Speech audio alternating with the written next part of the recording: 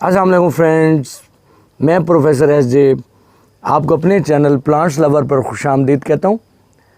Friends, आज हम बात करेंगे रबड़ प्लांट के बारे में, जिसे रबड़ ट्री भी कहते हैं, इसे फाइकस इलास्टिका भी कहते हैं। इसकी बहुत सी वैरायटीज़ होती हैं, बहुत से डिफरेंट कलर्स में होता है। ये एक बहुत ही बेस्ट इंडोर प्लांट है। इसे बेस्ट इंडोर प्लांट क्यों कहते हैं?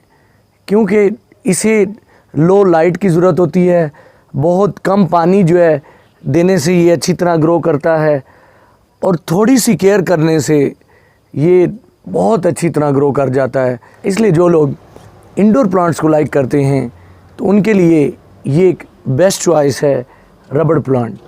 रबड़ प्लांट के कॉमन कलर्स में ग्रीन कलर है, ब्लैक या जिसे पर्पल कलर कहते हैं, इसमें रबर प्लांट मिल जाता है। इसके वेरीगेटेड जो कलर्स हैं उनमें आम तौर पे हमारी नर्सरीज़ में एक हमें ग्रीन और येलो एजिस के साथ कलर मिलता है, दूसरा जो है ग्रीन और वाइट एजिस के साथ रबर प्लांट मिलता है। फ्रेंड्स, आज जो मैं आपको रबर प्लांट दिखाने लगा हूँ, ये एक खाकी रबर प्लांट है। इसे खाकी रबर प्लांट भी कहते हैं, और इसकी जो लुक है और इसका जो कलर है और इसमें जो वेरीगेशंस का स्टाइल है, तो ये एक जो है फौजी रबर प्लांट भी कहलाता है। फ्रेंड्स, ये देखें कि इसके कितने ग्लॉसी से लीव्स हैं और बिल्कुल इस तरह की लुक देते हैं, एक प्लास्टिक का लीव हो। तो इसके कलर्स जो हैं बहुत ही खूबसूरत हैं। और देखें, ये तो जो है बिल्कुल ऐसे है जैसे आर्मी का यूनिफॉर्म होता है, किसी कंट्री की आर्मी जो है उसके यूनिफॉर्म की लुक देता है बिल्कुल।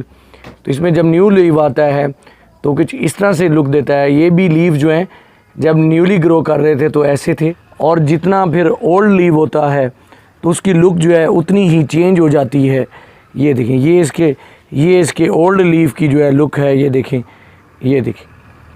तो ये जो है ये प्लांट, अगर इसकी केयर की बात करें तो इसे जो है हमेशा ब्राइट लाइट में रखना चाहिए। ये एक इंडोर प्लांट है, फॉरेस्ट एरिया का प्लांट है, ट्रॉपिकल एनवायरनमेंट को पसंद करता है।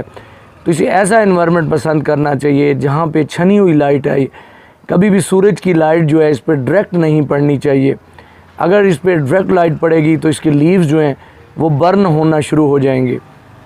अगर इसमें वाटरिंग की बात करें तो ये मौसम पे डिपेंड करता है।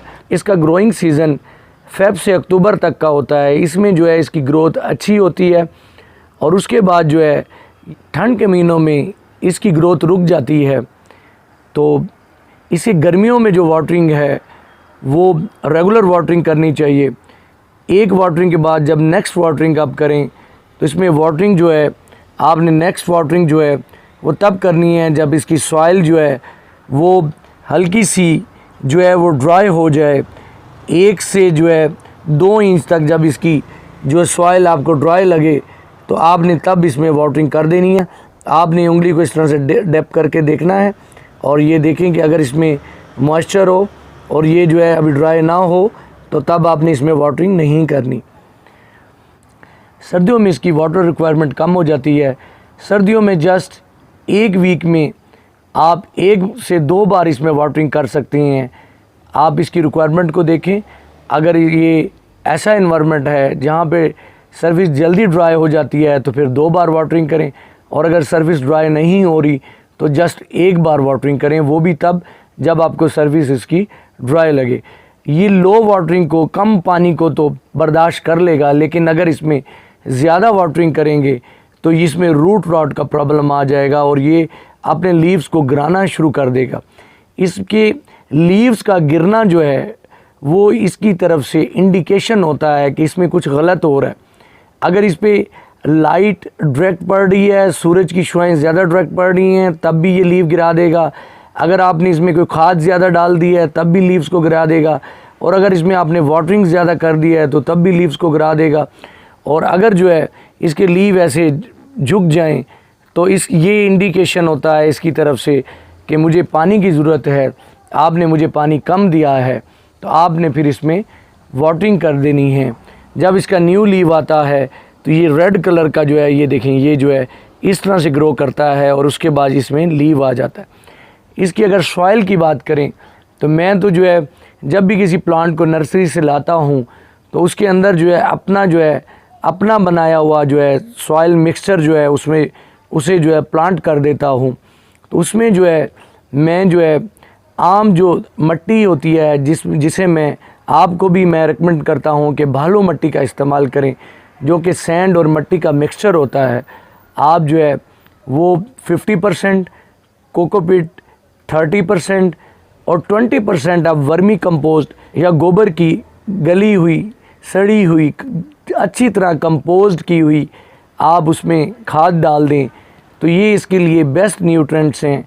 और आपको जो है फिर इसमें जो है आपको जो है साल भर जो है इसमें कोई भी फर्टिलाइज़र डालने की ज़रूरत नहीं होगी। अगर आपको फिर भी लगे कि इसे जो है मज़ीद न्यूट्रेंट्स की ज़रूरत है तो आप इसमें खाद के तौर पे गोबर की खाद जो है इसमें डाल सकते हैं, अगर आपके पास अवेलेबल हो। अगर आपके पास वो अवेलेबल ना हो, आप इसमें NPK 2020 के कुछ दाने इसमें आप डाल सकते हैं, क्योंकि ये फोलिएज प्लांट है, इसके लीव्स को जो है एनर्जी की ज़रूरत होती है। इसके लिए नाइट्रोजन रिच फर्टिलाइज़र का इस्तेमाल कर सकते हैं। ये मेरा दूसरा प्लांट है, इसकी लुक देखें। मैं जब भी कोई प्लांट्स लेता हूँ तो इंडोर प्लांट्स में मेरी कोशिश होती है कि मैं 2 प्लांट्स लूँ, एक सेट की सूरत में लूँ और उन्हें जो है मैं फिर चेंज करता रहता हूँ। लेकिन इसमें तो इतनी लाइट की रिक्वायरमेंट नहीं है, लेकिन ऐसे इंडोर प्लांट्स जिनमें जो है उन्हें कभी कभी जो है लाइट प्रोवाइड करनी होती है, तो तब जो है मैं उन्हें फिर लाइट प्रोवाइड करने के लिए एक प्लांट को मैं लाइट में रखता हूँ और दूसरे को इंडोर रख देता हूँ। तो इस तरह से वो जो लाइट रिक्वायरमेंट्स है, वो प्लांट की जो डेफिशिएंसी लाइट की आ रही थी वो उसकी पूरी हो जाती है। में कोई बीमारियों का अटैक भी नहीं होता, बीमारियों के ख़िलाफ़ लड़ने की सलाहियत रखता है। फ्रेंड्स, अगर आपको लगे कि इस पे किसी बीमारी का अटैक होने लगा है तो आप जो है एक टॉवल का कपड़ा लेके और थोड़ा सा नीम ऑयल लेके और थोड़े से पानी में डिप करके एक महलूल बना के आप इस पे जो है रब कर सकते हैं। रब करने से इसके लीव्स में एक शाइनिंग सी आ जाएगी। अगर आपको लगे कि इस पे डस्ट आ रही है तो तब भी आप जो है टॉवल के साथ इन्हें साफ़ कर सकते हैं। ये प्रोसेस जो है आप महीने में 1 बार कर सकते हैं। इस तरह से इसकी शाइनिंग और लुक में और ज़्यादा खूबसूरती और इजाफा होगा। फ्रेंड्स, अगर इसकी प्रोपोगेशन की बात करें तो ये एयर लेयरिंग से बहुत अच्छी तरह लगाया जा सकता है। तो इसका प्रोपोगेशन का बेस्ट मेथड जो है वो एयर लेयरिंग का है।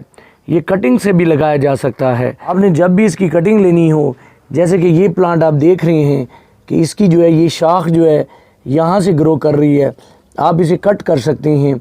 और जब आप इसकी कटिंग लें तो इसके जो लीव्स हैं 2 से 3 लीव इसके ऊपर आप रहने देंगे। थोड़ी सी स्मूथ सॉइल में आप इसे लगा के इसकी कटिंग को अच्छी तरह ग्रो कर सकते हैं। आप इसके प्लांट को लीव से भी ग्रो कर सकते हैं। ये देखें, ये एक लीव है। इस लीव को जो है इस तरह से तोड़ के और जो है ये वाला पोर्शन जो है आप इसे पानी में डिप करके रख दें। कुछ दिन के बाद इसमें से रूट्स निकल आएंगी। जब इसमें रूट्स निकल आएँ तो आप इसे सॉइल में लगा के इस तरह से भी ग्रो कर सकते हैं। ये जो प्रोसेस है इसमें इसकी ग्रोथ में काफ़ी टाइम लगता है, तो इसका जो एयर लेयरिंग या इसका जो है कटिंग का प्रोसेस है वो सबसे ज़्यादा कामयाब है। फ्रेंड्स, आप इसे जितना टॉल ग्रो करना चाहें, जितना लंबा ग्रो करना चाहें तो ये उतना लंबा ग्रो करता है और एक ट्री की सूरत ले लेता है। और आप इसे अगर छोटा रखना चाहते हैं तो आप इसे कट करके इसे छोटा भी रख सकते हैं। जब कभी इसका लीव गिर जाए यहाँ से तो आप इसे यहाँ से दोबारा भी ग्रो कर सकते हैं।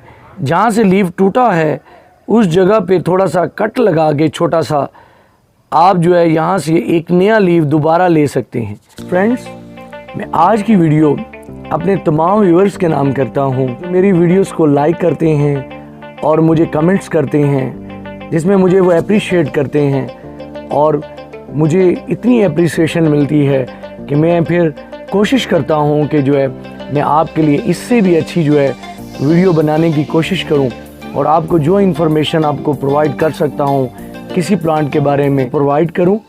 मैं इसमें ख़ास तौर पे अयूब मिर्ज़ा साहब का नाम लेना चाहूँगा।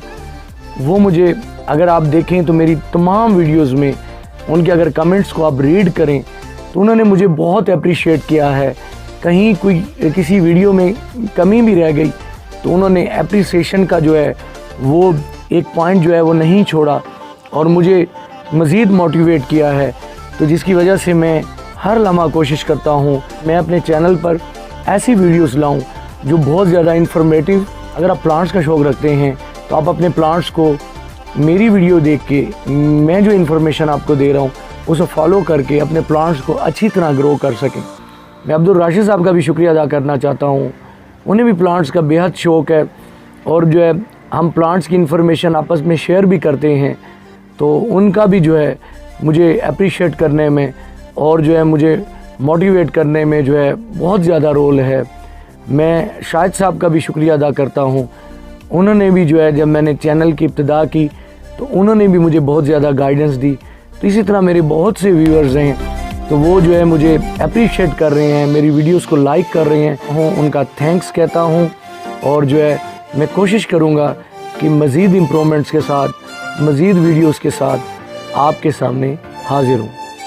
फ्रेंड्स, आज की वीडियो अगर आपको पसंद आई हो तो इसे लाइक कीजिएगा, मेरे चैनल को सब्सक्राइब कीजिएगा और अपना बहुत सारा ख्याल रखिएगा।